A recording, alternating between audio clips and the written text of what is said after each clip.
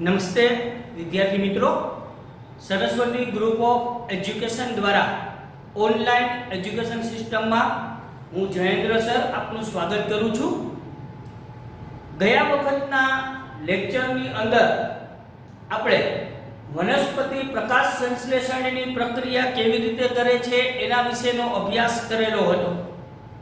હવે આજે આપણે વનસ્પતિ અથવા તો સ્વયંપોષી સજીવો એને જરૂરિયાત માટેની જે કાચી સામગ્રી છે એ ક્યાંથી મેળવે છે એના વિશે ચર્ચા કરીએ છીએ. તો સ્વાભાવિક છે કે સ્વયંપોષી સજીવોમાં ખાસ કરીને વનસ્પતિ છે એને જરૂરી એવો કાર્બન ડાયોક્સાઇડ વાયુ પ્રકાશ સંશ્લેષણની ક્રિયા માટે કાર્બન ડાયોક્સાઇડ વાયુ જરૂરી છે. આ કાર્બન ડાયોક્સાઇડ વાયુ તે વાતાવરણમાંથી પર્ણરંધ્ર દ્વારા મેળવે છે. તો જરૂરિયાત માટે પ્રકાશ સંશ્લેષણ માટે પેલું જરૂરી છે કાર્બન ડાયોક્સાઇડ. તો આ કાર્બન ડાયોક્સાઇડ વાયુ તે વાતાવરણમાંથી પર્ણરંધ્ર દ્વારા મેળવે છે. બીજું, વનસ્પતિ પ્રકાશ સંશ્લેષણ માટે જરૂરી છે પાણી. આ પાણી જમીનમાંથી મૂળ દ્વારા શોષણ કરે છે. સ્થળ ઉપર જે વનસ્પતિ છે એ વસવાટ કરે છે એ પ્રકાશ સંશ્લેષણ માટે જરૂરી પાણી એ જમીનમાંથી મૂળ દ્વારા શોષણ કરીને મેળવે છે. આ ઉપરાંત કેલ્શિયમ, મેગ્નેશિયમ, લોહ તત્વ, નાઇટ્રોજન, આવા બધા જે ખનિજ દ્રવ્યો છે આ પણ વનસ્પતિ જમીનમાંથી મૂળ દ્વારા શોષણ કરે છે. એટલે જરૂરી ખનિજ તત્વો કેલ્શિયમ, મેગ્નેશિયમ, લોહ તત્વો, નાઇટ્રોજન વગેરેનું પણ તે જમીનમાંથી મૂળ દ્વારા શોષણ કરે છે. હવે ખાસ કરીને વનસ્પતિ એના માટે નાઇટ્રોજન છે ને એ ખૂબ અગત્યનું તત્વ છે બાળકો. આપણને બધાને ખબર છે કે વાતાવરણની અંદર નાઇટ્રોજનનું પ્રમાણ છે એ 78% છે. પણ એક પણ સજીવ નાઇટ્રોજનનો વાતાવરણમાંથી સીધો ઉપયોગ નથી કરી શકતા. તો વનસ્પતિ આ નાઇટ્રોજન અકાર્બનિક સ્વરૂપે એટલે કે ખાસ કરીને નાઇટ્રેટ કે નાઇટ્રાઇટ સ્વરૂપે જમીનમાંથી શોષણ કરી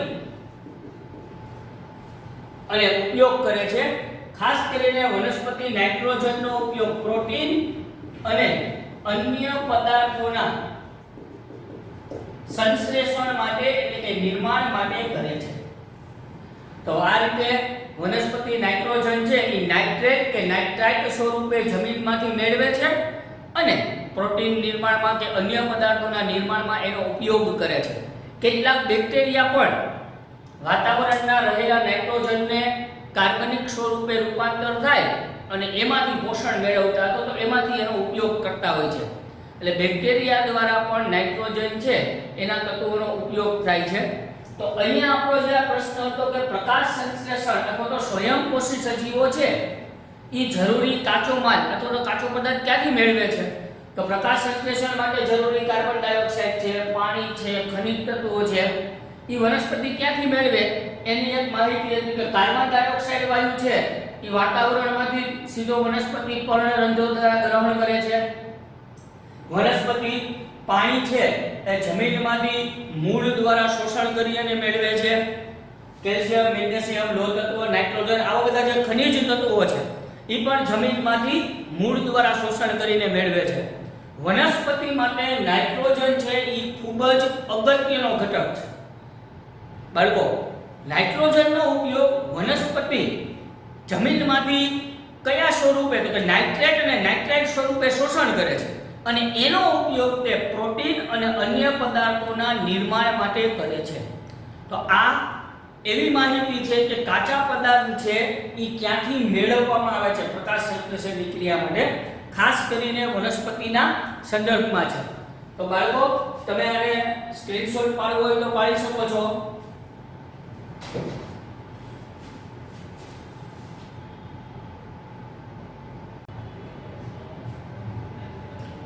ઓકે વિદ્યાર્થી મિત્રો, સ્વયંપોષી પોષણ એ ટોપિક આપણે પૂર્ણ કરેલો છે.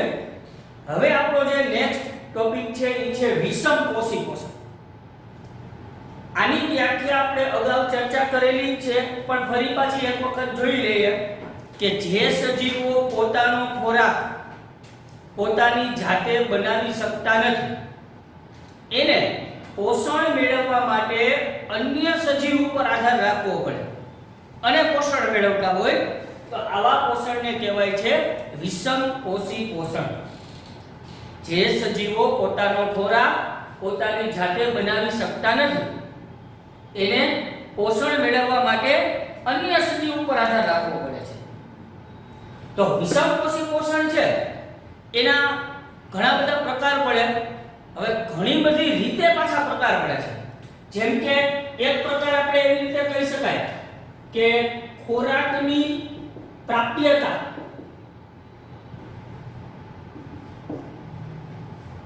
કેવી છે એના આધારે વિષમપોષી પોષણના પ્રકાર પડી શકાય. જેમ કે જે ખોરાક ઈ મેળવે છે, આ ખોરાક છે ઈ કેવો છે? અચળ છે, એનો મતલબ કે સ્થિર છે કે ગતિશીલ છે. ખોરાક જે મેળવે છે એ ખોરાક કેવો છે? દાખલા તરીકે હું કહું ઘાસ, તો ઘાસ ગતિશીલ છે છોકરાઓ? તમે કહેશો ના, સ્થિર છે. તો ઘાસ ઉપર આધાર રાખનાર કોણ છે? તો કે ગાય, હરણ વગેરે. તો એની શરીર રચના, એની પ્રક્રિયા છે એ એના અનુરૂપ હોય છે. પછી હું એમ કહું કે ખોરાક છે એ ગતિશીલ હોય તો દાખલા તરીકે હું એમ કહું હરણ, તો એને ખાનાર છે વાઘ, સિંહ, તો એની શરીર રચના એ પ્રકારે હોય છે. એટલે તમે વિચારી શકો ગાય અને વાઘ, સિંહ આ બધા વિષમપોષી છે, છતાં એની શરીર રચના છે એ અલગ અલગ છે. કારણ કે ઈ કેવો ખોરાક મેળવે છે એના ઉપર તે આધારિત હોય છે.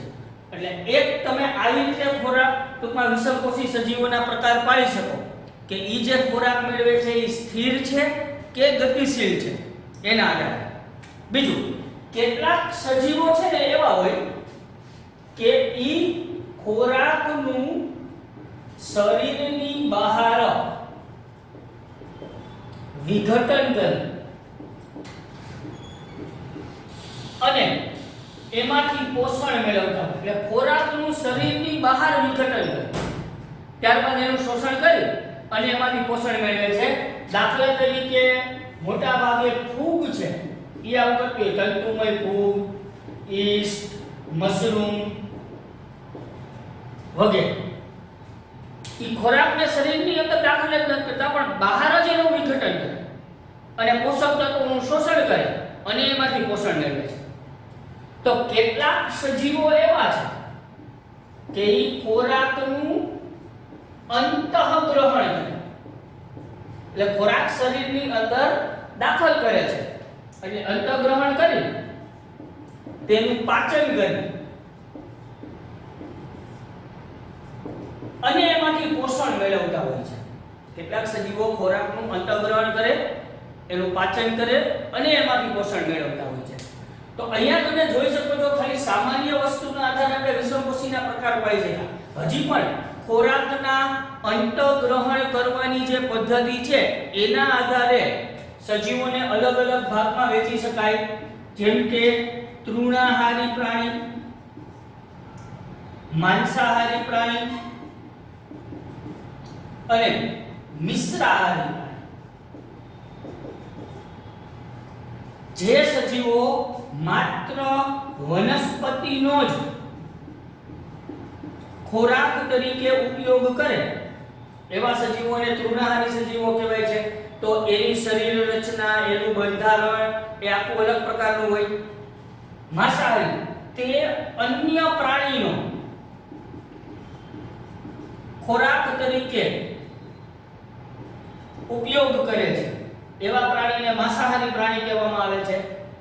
તો એની શરીર રચના, એનું બંધારણ એ આખું અલગ પ્રકારનું આપણને જોવા મળશે. કેટલાક સજીવો વનસ્પતિ અને પ્રાણી બંનેનો ખોરાક તરીકે ઉપયોગ કરતા હોય છે. તો એની શરીર રચના, બંધારણ અલગ અલગ હોય છે. તો વિષમપોષી પોષણની અંદર જે સજીવો છે એ અલગ અલગ પ્રકારની રચના ધરાવે છે. એનો આધાર એની ખોરાકની પ્રાપ્યતા, ખોરાકની જટિલતા એના ઉપર આધારિત હોય છે. વિષમપોષી સજીવની પહેલા વ્યાખ્યા, ત્યારબાદ વિષમપોષી સજીવના પહેલા એવી રીતે કહી શકાય કે એનો જે ખોરાક ગ્રહણ કરે છે એ અચળ છે કે ગતિશીલ છે. તો એ પ્રકારે એના પ્રકાર તમે પાડી શકો. ઘાસ છે એ અચળ છે તો એને ખાનાર સજીવ છે ગાય, તો એની શરીર રચના, એનું બંધારણ છે એ આખું જુદું હોય. એવી જ રીતે હરણ છે એ ગતિશીલ છે તો એને ખાનાર છે વાઘ અને સિંહ, તો એની શરીર રચના અલગ પ્રકારની જોવા મળશે. તો આમ તમે એના ખોરાક અચળ છે કે ગતિશીલ છે એના આધારે પ્રકાર પાડી શકો છો. બીજું, કેટલાક વિષમપોષી સજીવો એવા છે એ ખોરાક ગ્રહણ જ નથી કરતા. કેવું કહેવાય બાળકો? ગ્રહણ કર્યા વગર તો ખોરાક ગ્રહણ નથી કરતા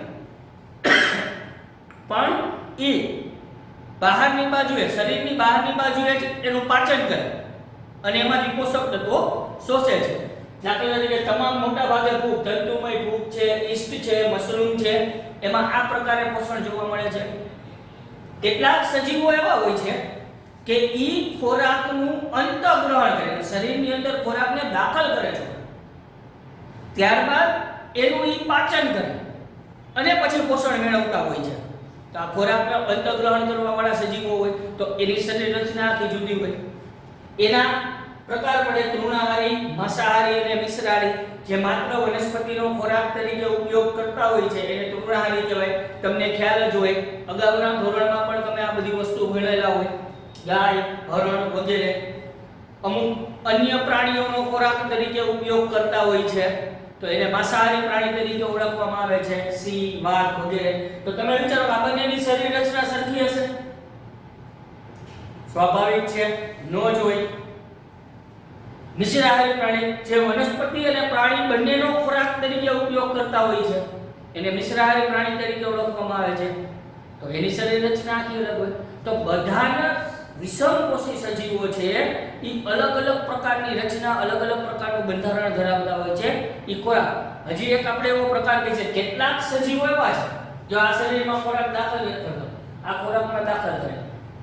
કેટલાક એવા છે કે ઈ અન્ય સજીવને મારી નાખ્યા વગર એમાંથી પોષણ મેળવતા હોય છે. તો એને કહેવામાં આવે છે પરોપજીવી.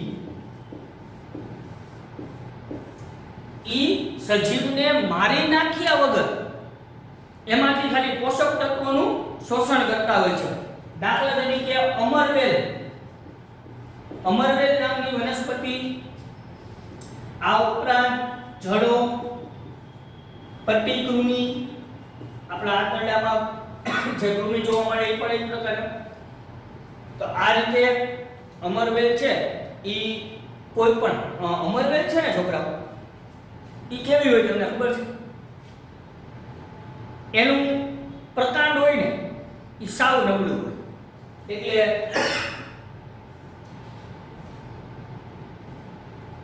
કોઈ પણ વૃક્ષ હોય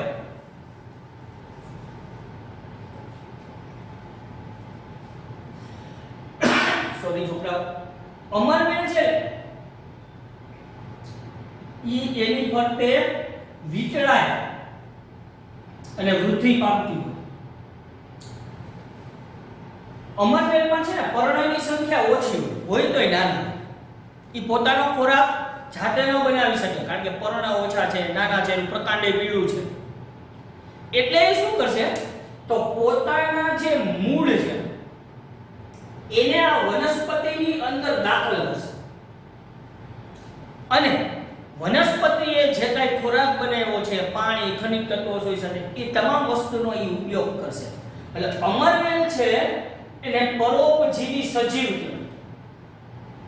ઈ જેના ઉપર આધાર રાખે છે એને યજમાન તરીકે ઓળખાય.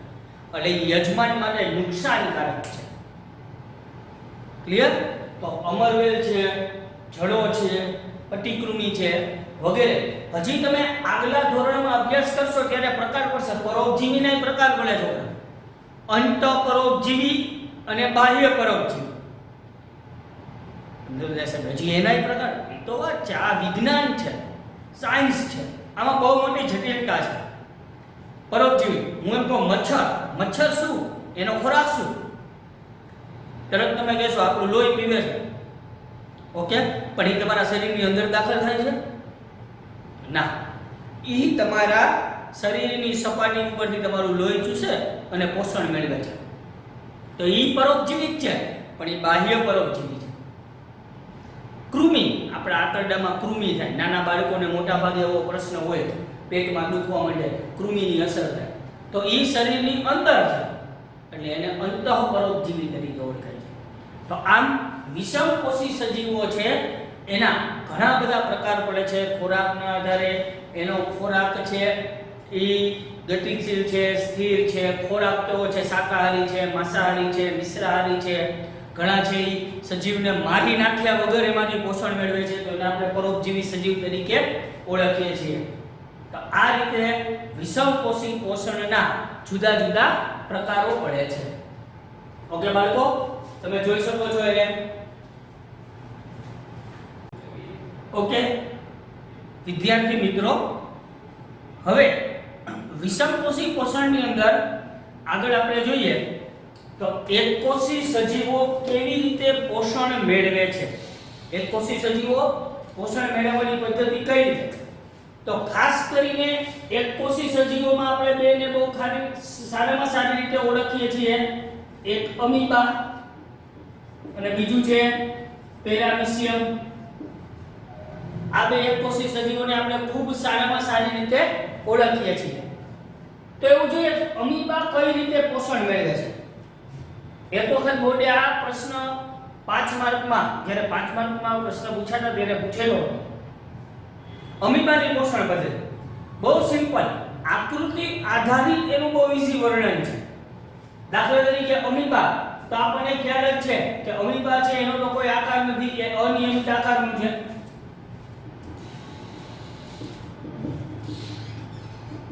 અમીબા આ છે એનું કોષ કેન્દ્ર છે, આ છે એનો કોષ રસ છે. માની લો અહીંયા કોઈ એક ખોરાકનો કણ છે.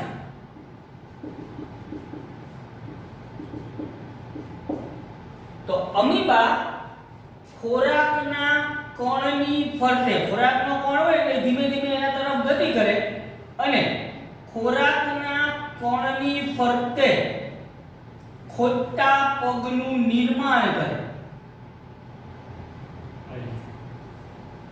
અને એનો સંપૂર્ણ ભાગ ઘેરી લે છે.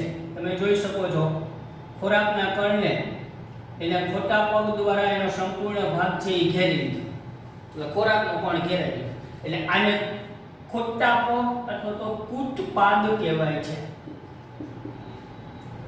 ત્યારબાદ એ બંને જોડાય છે એટલે પછીની રચના આવી થાય.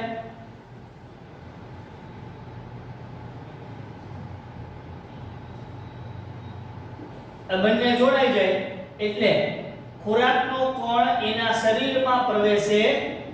આને ખોરાકનું અંતઃગ્રહણ કહેવાય. ખોરાક છે શરીરની અંદર પ્રવેશી આ રચના એક કોથળી જેવી બને, જેને કહેવાય છે અન્નધાની.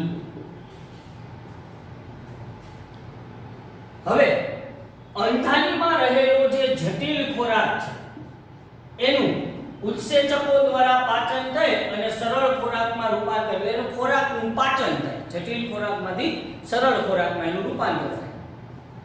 પચેલો ખોરાક ઈ કોષ રસમાં પ્રસરણ પામે. એટલે ખોરાકનું પાચન થઈ ગયું ત્યારબાદ પચેલો ખોરાક છે એમાંથી કોષ રસ બની જાય એમ કહી શકાય, અથવા કોષ રસમાં પ્રસરણ પામે.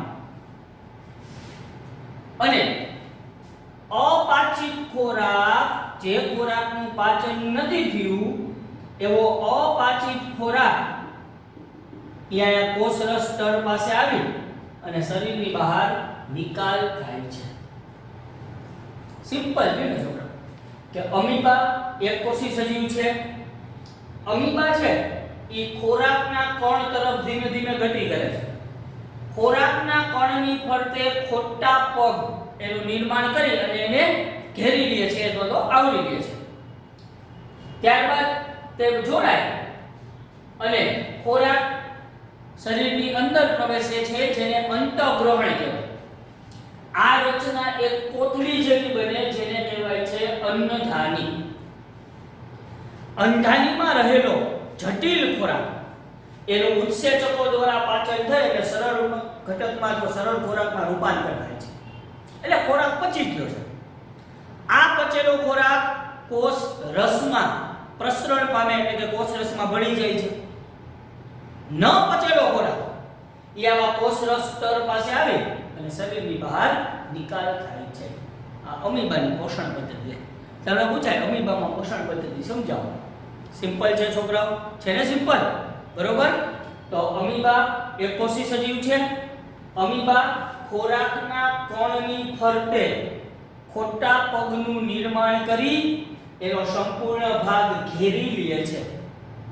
ત્યારબાદ તે જોડાય છે એટલે ખોરાક શરીરમાં પ્રવેશે છે. આ ઘટનાને ખોરાકનું અંતઃગ્રહણ કહે છે. હવે આ રચના એક કોથળી જેવી બને એટલે એને કહેવાય છે અન્નધાની. ત્યારબાદ અન્નધાનીમાં રહેલો જટિલ ખોરાક એનું ઉત્સેચકો વડે પાચન થાય અને તેનું સરળમાં રૂપાંતર થાય છે. પાચિત ખોરાક જે ખોરાક પચી ગયો છે એ ખોરાક કોષ રસમાં પ્રસરણ પામે છે એટલે કોષ રસમાં ભળી જાય છે. અને અપાચિત ખોરાક એ કોષ રસ સ્તર પાસે પહોંચે અને શરીરની બહાર નિકાલ થાય છે. એટલે ખૂબ સરળ પદ્ધતિ છે અમીબા. પેરામીશિયમ. અમીબા અને પેરામીશિયમની પોષણ પદ્ધતિ એક સરખી જ છે બાળકો. પણ ખોરાકને જે ગ્રહણ કરવાની રીત છે ને એ બંનેમાં અલગ અલગ હોય છે. હવે તમે પેરામીશિયમની આકૃતિ તો તમને ખબર છે કે સ્લીપર જેવી હોય. એની સપાટી ઉપર આવા ઘણા બધા પ્રવર્ધો હોય.